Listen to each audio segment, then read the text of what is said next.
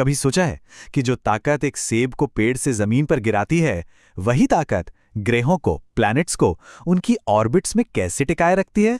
यही तो है गुरुत्वाकर्षण का जादू, और आज हम इसी दिलचस्प रहस्य से पर्दा उठाने वाले हैं। तो चलिए एक ऐसे सवाल से शुरू करते हैं जिसका जवाब हम सबको लगता है कि हमें पता है। आपका वजन कितना है? पर रुकिए, क्या ये सवाल सच में उतना सीधा है जितना लगता है? या शायद सवाल ये होना चाहिए, आपका द्रव्यमान यानी मास कितना है? वजन और द्रव्यमान, वेट एंड मास, ये दो शब्द हम अक्सर एक दूसरे की जगह इस्तेमाल कर लेते हैं ना। लेकिन देखिए, फिजिक्स की दुनिया में ये दोनों बिल्कुल अलग अलग कहानियां कहते हैं। तो आइए इसी गुत्थी को आज सुलझाते हैं। तो गुरुत्वाकर्षण की पूरी कहानी को समझने के लिए सबसे पहले इस द्रव्यमान और वजन के बीच के फर्क को समझना ही पड़ेगा। इसे ऐसे समझते हैं, किसी का द्रव्यमान यानी मास उसके अंदर मौजूद पदार्थ की मात्रा है। अब कोई चाहे पृथ्वी पर हो या चांद पर, उसका मास हमेशा एक जैसा ही रहेगा। लेकिन वजन यानी वेट, वो तो गुरुत्वाकर्षण पर निर्भर करता है। अब चूंकि चांद पर गुरुत्वाकर्षण कम है तो वहां वजन भी कम होगा, लेकिन मास वो उतना का उतना ही रहेगा। और देखिए, यही वजह है कि अंतरिक्ष यात्री भारहीन मतलब वेटलेस महसूस करते हैं। ऐसा बिल्कुल नहीं है कि उन पर गुरुत्वाकर्षण काम नहीं कर रहा, बल्कि वो और उनका स्पेसशिप दोनों एक साथ पृथ्वी की ओर लगातार गिर रहे हैं। ये एक तरह का फ्री फॉल है। ये ठीक वैसा ही है जैसे जब लिफ्ट तेजी से नीचे आती है और पेट में एक अजीब सी फीलिंग होती है, बिल्कुल वही। तो सवाल ये उठता है कि आखिर ये गुरुत्वाकर्षण ग्रहों को अपने इशारों पर नचाता कैसे है? सदियों तक ये एक बहुत बड़ी अनसुलझी पहेली थी, जब तक कि कुछ महान विचारकों ने आसमान के इन रहस्यों को गणित के धागों में नहीं पिरो दिया। जरा सोचिए, हजारों सालों तक हम यही मानते रहे कि पृथ्वी ब्रह्मांड का केंद्र है और सब कुछ हमारे चारों ओर घूमता है। लेकिन फिर आए कोपरनिकस और उन्होंने एक सवाल उठाया, एक मिनट रुकिए, क्या हो अगर हम सब सूरज के चारों ओर घूम रहे हों? बस इस एक सवाल ने ब्रह्मांड को देखने का हमारा नजरिया ही हमेशा हमेशा के लिए बदल दिया। फिर केपलर ने हमें बताया कि ग्रहों की जो कक्षाएं हैं मतलब ऑर्बिट्स, वो एकदम गोल नहीं होती, बल्कि थोड़ी चपटी होती है। कह सकते हैं कि अंडे के आकार की। और सूरज बिल्कुल बीच में नहीं, बल्कि थोड़ा एक तरफ होता है।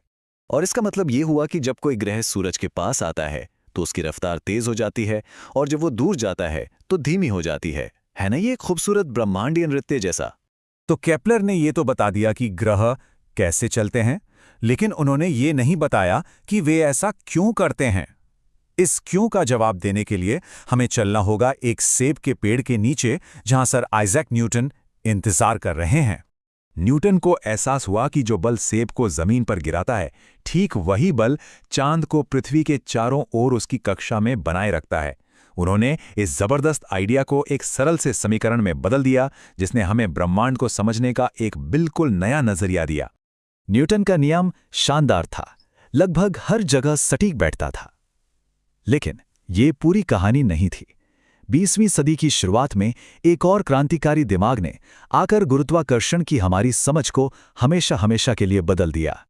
देखिए, न्यूटन के नियम लगभग सब कुछ सही सही समझा सकते थे, सिवाय एक छोटी सी बात के।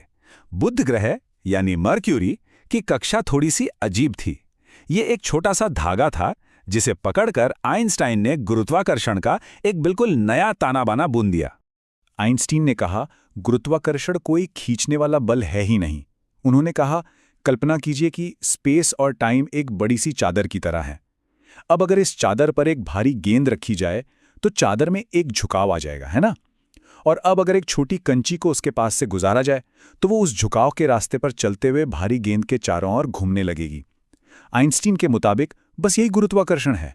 और सिर्फ इतना ही नहीं, आइंस्टाइन ने यह भी बताया कि गुरुत्वाकर्षण का असर फौरन नहीं होता।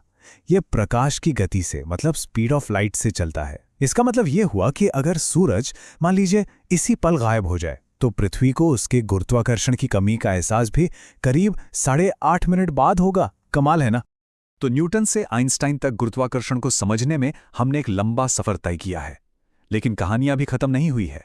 अब हम एक ऐसी दुनिया में कदम रख रहे हैं जहां गुरुत्वाकर्षण के सबसे बड़े रहस्य छिपे हो सकते हैं, और वो है क्वांटम की दुनिया।